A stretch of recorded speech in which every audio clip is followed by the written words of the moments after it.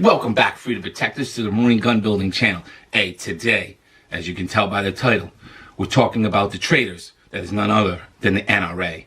And make no mistake about it, my friends. I'm asked all the time, well, what can we do? These laws keep happening. We keep losing ground. We're being told to go out and vote.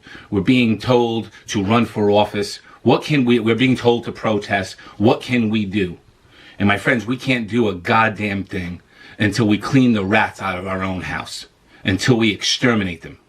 That's the problem. The problem is they're in the back rooms negotiating with these treasonous politicians. It's the devil we know versus the devil we don't know. And you have to understand, at least with the politicians, we know their stance. We know that they want to come for your guns. We know that. We know that they want to continue to make treasonous laws, and they will do whatever they can in order to do that. It's the devil we don't know. It's the backroom politicking happening by the NRA. And here in this state, we lost ground again. Right? 28 days from now, Marine gun builder, if I don't do anything, I'm spending my life in prison. But I can drive 10 miles east into another state, and it's more of a crime to water my grass on a Saturday afternoon. I don't understand the America I'm waking up to. What I do understand, though, is that we have a problem in our own house. And we can't correct some of the bigger problems until we correct our own house. The NRA here in Rhode Island was in on and negotiated this bill, this new law. And the thing is that we take these Democrat politicians as stupid. We do.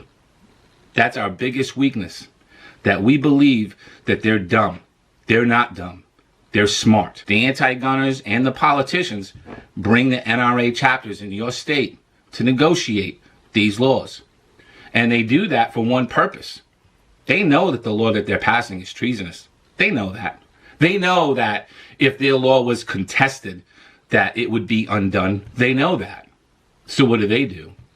Well, they bring in your local NRA chapter and they negotiate language in the bill so that when the law passes, right, it doesn't get contested. Because what does it really take to contest the law? It takes money, lots of it, right, and a long journey. And so they know that the only group of folks that can contest their law is this group called the NRA.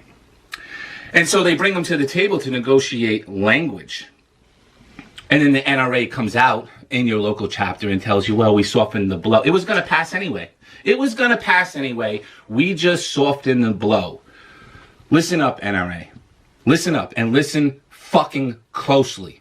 There are zero laws which we find acceptable. Zero. When it comes to our freedoms and our liberty. Zero. There is no negotiating with them. There is none. They are domestic terrorists. They are writing laws in direct conflict to the Constitution. They are terrorists. And we do not negotiate with terrorists. Now, here's the other problem. And it's the typical abuser mentality. We get fucked in the ass while they stroke our hair and tell us you need them. The ink wasn't even dry on this goddamn bill. It wasn't even dry. The same night that this bill was signed into law, the attorney for the NRA Second Amendment Coalition sends me a message. Here's my number. You'll need my services. Fuck you. I don't need your services. You're an ambulance chaser. A sneaky lawyer.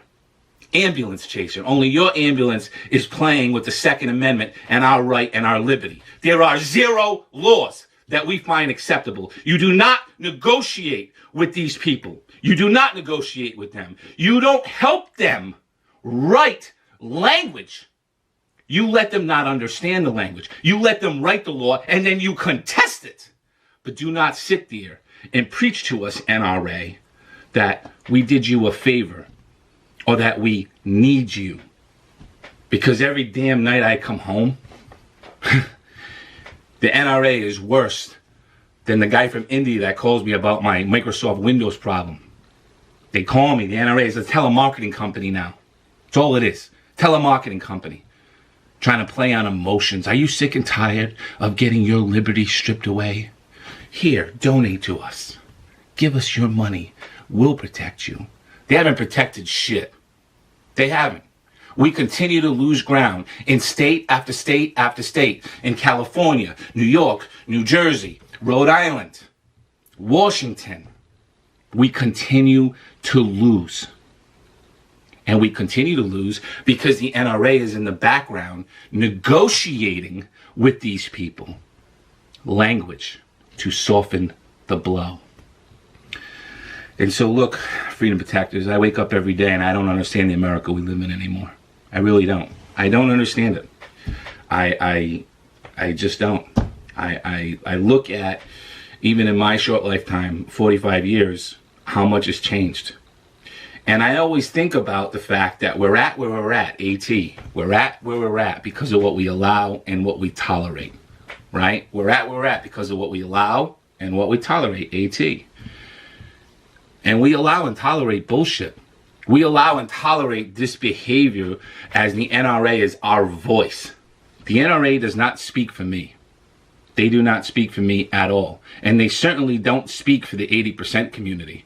Because in state after state after state, they are negotiating the rights and liberties of 80% builders away. And it's going to happen nationally if we don't do something. And that something isn't running for office. Because if you're in a Democratic state, you know, that's one of the things we see all the time from them. Oh, well, run for office. Get involved, vote.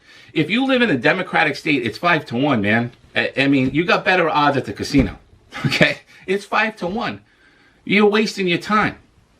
What we actually need is for the NRA not to be in bed with these people in negotiating language, but to say, you know what, go write your law. And as soon as you do, we'll contest it. But they don't do that. They sit at the table with these people and then preach to us how much we need them. See, they passed this big bad law stripping you of your liberties.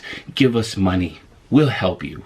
Meanwhile, they were there helping with the language.